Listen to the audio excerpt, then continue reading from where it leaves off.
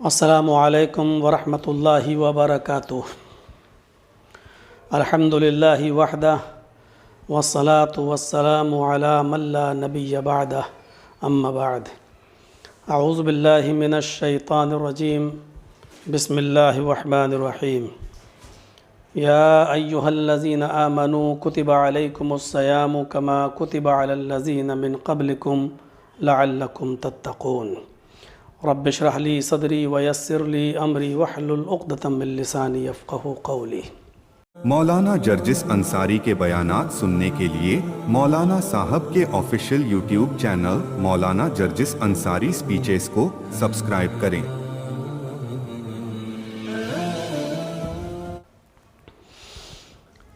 حاضرین کرام، اللہ تبارک و تعالیٰ کا بے پناہ شکر و احسان ہے کہ اس نے ہمیں اور آپ کو رمضان کا یہ مبارک مہینہ عطا فرمایا ہے۔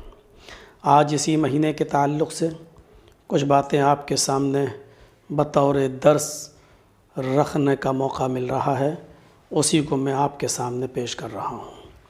اللہ تبارک و تعالیٰ نے قرآن کریم کے اندر ارشاد فرمایا ہے، یا ایہا الذین آمنوا کتب علیکم الصیام کما کتب علی الذین من قبلکم لعلکم تتقون۔ آج کے اس درس میں دو چیزوں کی طرف اشارہ کروں گا۔ اللہ تبارک و تعالیٰ نے فرمایا کہ اے ایمان والو، تمہارے اوپر رمضان کے روزے فرض کر دیے گئے جیسا کہ تم سے پہلے کے لوگوں پر فرض کر دیے گئے تھے۔ اور یہ روزے کیوں فرض کیے گئے؟ اس کا مقصد اللہ تبارک و تعالیٰ نے فرمایا لعلکم تتقون۔ یہ روزے ہم نے تمہارے اوپر اس لیے فرض کیے تاکہ تمہارے اندر تقوی پیدا ہو جائے، تمہارے اندر اللہ کا خوف پیدا ہو جائے۔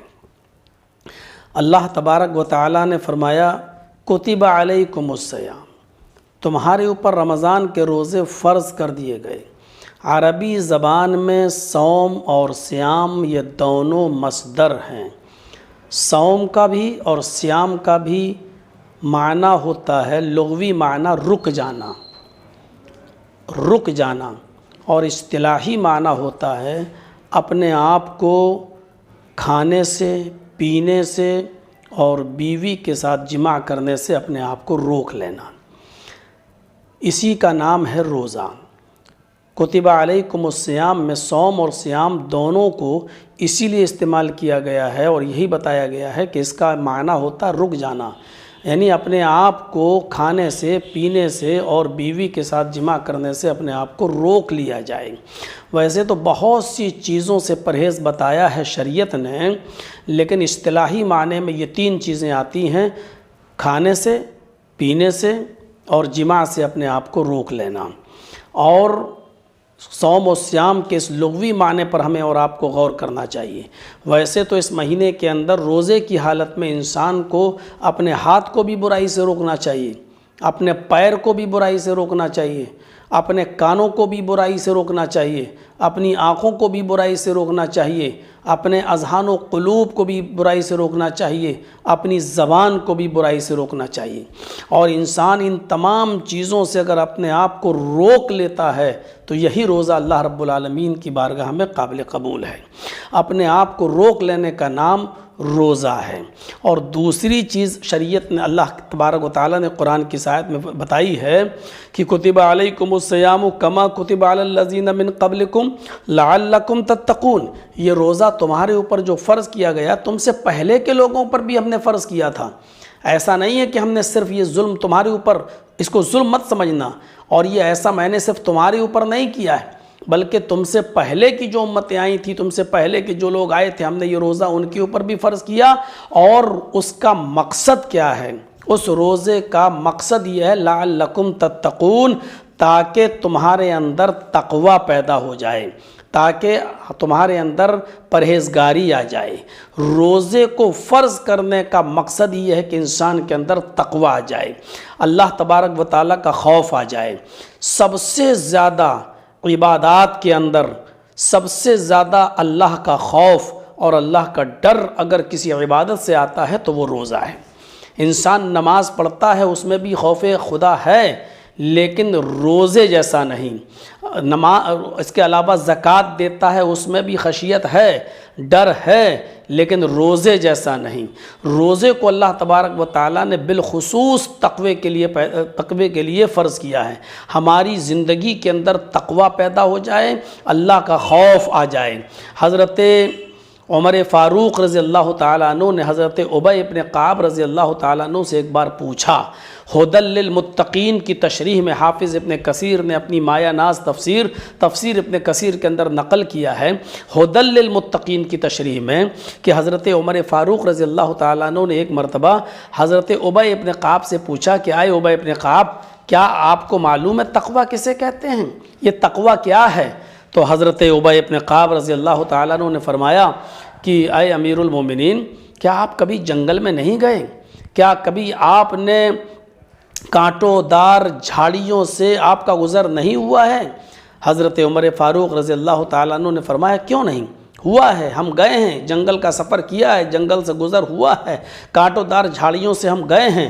تو فرمایا کہ اگر کانٹے ہی کانٹے ہوں اور گزرنا بھی ضروری ہو، آپ کو اس راستے سے جانا بھی ضروری ہو، تو بتائیے آپ اس راستے سے کیسے چلیں گے، کیسے گزریں گے جبکہ کانٹے ہی کانٹے ہوں، خاردار جھاڑی ہو؟ تو حضرت عمر فاروق رضی اللہ تعالیٰ عنہ نے اس کا جواب دیا تھا اور فرمایا تھا کہ کانٹوں دار جھاڑی سے گزرنا ضروری ہو تو ہم کانٹوں سے بچ کے جائیں گے، کانٹوں سے بچ کے گزریں گے، اور اس طریقے سے ہم چلیں گے تاکہ کوئی کانٹا میرے پیر میں چبھ نہ جائے اور میرے دامن میں لگ نہ جائے۔ تو حضرت ابی ابن کعب نے فرمایا یہی تو تقوی ہے۔ جس طرح جنگل کے اندر کانٹوں دار جھاڑیوں سے بچ کے آپ چلتے ہو کہ کوئی کانٹا ہمارے دامن میں نہ لگ جائے اور ہمارے ہاتھ اور پیر میں نہ چبھ جائے، اسی طریقے سے اس گناہ کا جال بچھا ہوا ہے اس دنیا کے اندر۔ اپنے آپ کو اس جنجال سے اور اس دنیا میں اس طریقے سے اپنے آپ کو رکھا جائے، اور اس طریقے سے ہم اس دنیا میں اپنے آپ کو رکھیں اور اس طریقے سے اس دنیا سے گزریں کہ کوئی گناہ ہم سے سرزد نہ ہو جائے، کوئی گناہ ہم سے نہ ہو جائے، اور گناہوں سے ہم اپنے آپ کو بچائیں۔ جس طرح ایک انسان خاردار جھاڑیوں میں جب گزرتا ہے تو اپنے آپ کو کانٹوں سے بچاتا ہے، اسی طریقے سے اس گناہوں کے جال سے بھری ہوئی دنیا میں اپنے آپ کو گناہوں سے بچا لے۔ یہی تقوی ہے، یہی پرہیزگاری ہے۔ کتنی اچھی تشریح کی تھی حضرت ابی ابن کعب نے حضرت عمر فاروق رضی اللہ تعالیٰ عنہ کو بتائی تھی۔ تو میرے بھائیوں، رمضان المبارک کا میں روزوں کے فرض کرنے کا مقصد یہی ہے کہ انسان اپنے آپ کو گناہوں سے بچا لے، انسان اپنے آپ کو گناہوں سے پاک و صاف کر لے، انسان اپنے آپ کو ایک کام بھی جب بھی کرے تو اس طریقے سے کرے کہ اس میں گناہ نہ کرنے پائے اور گناہ اس سے سرزد نہ ہونے پائے۔ اسی کا نام تقوی اور پرہیزگاری ہے۔ اور اسی لیے آپ نے غور کیا ہوگا، نبی اکرم صلی اللہ علیہ وسلم نے فرمایا اور نوجوانوں کو خاص طور پر حکم دیا، یا معاشر الشباب من استطاع منکم الباءۃ فلیتزوج فانہ اغض للبصر واحسن للفرج۔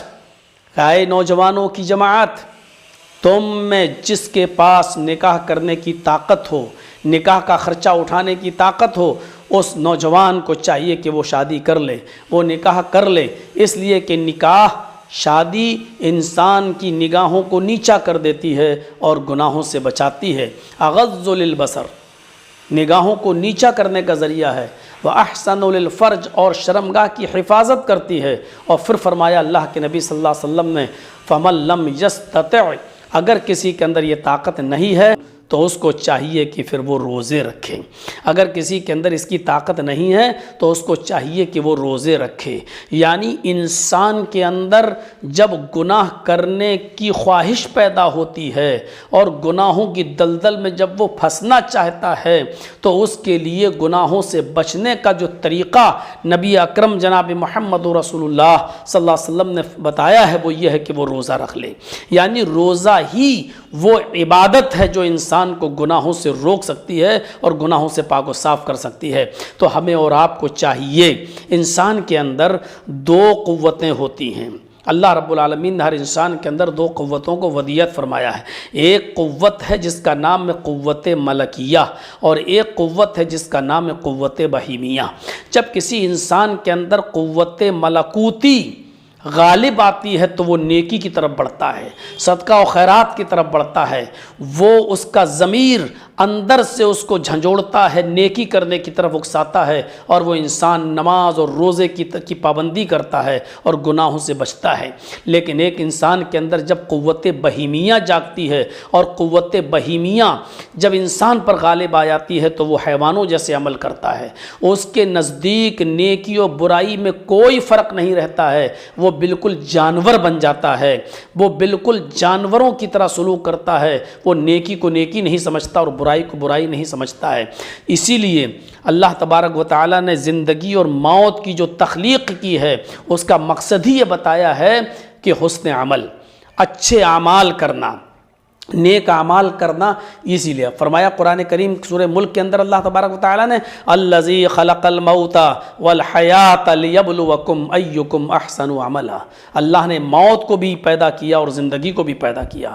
ہم نے موت اور زندگی کی تخلیق اس لیے کی لیبلوکم ایکم احسن عملا، اللہ تبارک و تعالیٰ فرماتا ہے کہ موت اور زندگی کی تخلیق کا مقصد یہ ہے تاکہ وہ آزمائے، اللہ تبارک و تعالیٰ آپ کا امتحان لے، وہ آزمائے کہ کون عمل کے اعتبار سے بہتر ہے۔ تو عمل کے اعتبار سے کون اچھا ہے، کون حسن عمل کر رہا ہے، اس اچھا عمل کر رہا ہے، اس لیے اللہ تبارک و تعالیٰ نے اس موت و زندگی کو پیدا کیا ہے، موت و زندگی کی تخلیق کی ہے۔ اور اچھے عمل میں تقوی بہتر عمل ہے، اور اس تقوی کو ہم اپنے اندر اگر لانا چاہتے ہیں تو اس کے لیے بہترین عمل روزہ ہے۔ تو ہمیں اور آپ کو چاہیے کہ اس روزے کی پابندی کریں۔ انشاءاللہ کل کے درس کے اندر ہم آپ کو رمضان کا مقصد بتائیں گے، اور پھر کسی موقع پر ہم رمضان کی فضیلت بتائیں گے، پھر روزے کی اہمیت بتائیں گے اور روزے کی فضیلت بتائیں گے، پھر انشاءاللہ سحری اور افطار کی فضیلت بھی ہم آپ کے سامنے رکھیں گے۔ اب روزانہ 8 سے 10 منٹ 12 منٹ کا یہ درس ہمارا انشاءاللہ اس پر رہے گا۔ امید ہے کہ آپ اس کو بغور سنیں گے، اور اللہ تبارک و تعالیٰ سے دعا کریں گے کہ اللہ رب العالمین ہم سب کو اس بابرکت مہینے کے اندر جو فوائد تو نے رکھے ہیں ہم سب کو اس سے مستفیض ہونے کی توفیق عطا فرمائے۔ وما علینا الا البلاغ المبین، وآخر دعوانا ان الحمد للہ رب العالمین۔ السلام علیکم ورحمۃ اللہ وبرکاتہ۔